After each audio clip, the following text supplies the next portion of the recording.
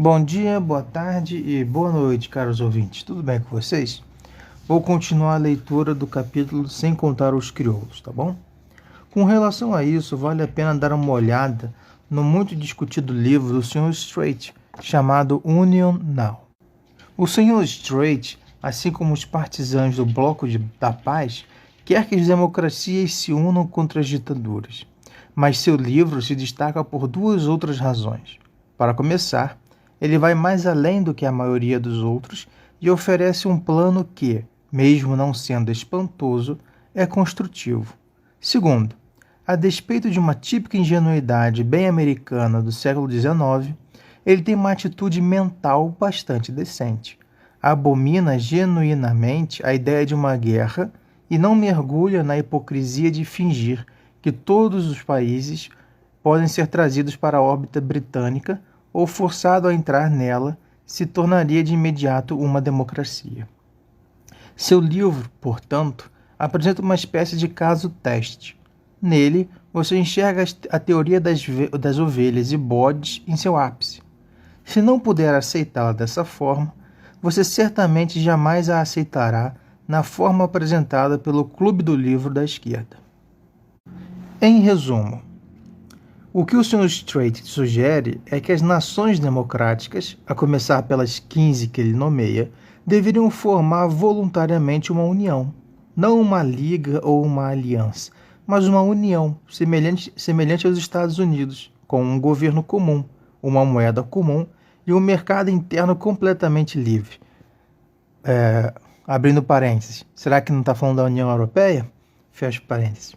Os primeiros 15 estados são, é claro, Estados Unidos, França, Grã-Bretanha, os domínios autogovernados do Império Britânico, além das democracias europeias menores, sem incluir a Tchecoslováquia, que ainda existiam quando o livro foi escrito. Mais tarde, outros estados poderiam ser admitidos na União, se e quando se mostrassem merecedores. Fica explícito o tempo todo que o estado de paz e prosperidade existente na União seria tão invejável que todos os outros logo estariam ansiosos para se juntar a ela. Vale a pena notar que esse esquema não é tão visionário quanto parece. É claro que ele não vai se concretizar. Será que não se concretizou, George Orwell? Nada que é defendido por estudiosos bem intencionados jamais acontece. E há certas dificuldades das quais o Sr. Strait não trata. Mas isso pertence à ordem natural das coisas que poderiam acontecer. Em termos geográficos, os Estados Unidos e as democracias da Europa Ocidental estão mais perto de ser uma união do que, por exemplo, o Império Britânico. A maior parte de seu comércio é feita entre eles, que têm dentro de seu território tudo do que necessitam. E o Sr. Strait provavelmente está certo quando alega que as suas forças combinadas seriam poderosas o suficiente para fazer com que qualquer ataque a elas fosse inútil, mesmo que a União Soviética se juntasse à Alemanha. Por que então alguém veria, só de relance, que esse esquema tem algo errado? O que, no tocante a ele, cheira mal? Porque ele de fato cheira mal, é claro. O que cheira mal, como sempre, é a hipocrisia e o farisaísmo.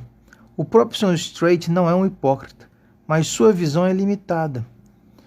Olhem outra vez para a lista de ovelhas e bodes. Não é preciso se deter nos bodes, como a Alemanha, Itália e Japão. Eles são bodes com bastante certeza, e cabritinhos até. Mas olhem para as ovelhas. Talvez os Estados Unidos passem pela inspeção se não forem examinados muito de perto. Mas e quanto à França? E quanto à Inglaterra? Enquanto a Bélgica e a Holanda? Como todos nessa escola de pensamento, o Sr. Strait calmamente incluiu os enormes impérios britânicos e franceses, que, em essência, não são mais do que mecanismos para explorar trabalho barato e negro, sob o cabeçalho das democracias. Aqui nós vamos interromper a leitura para continuar uma próxima vez. Então fica para a reflexão de vocês, através desse capítulo, que é o que de fato significa ser uma democracia. Então um grande abraço para vocês e tudo de bom.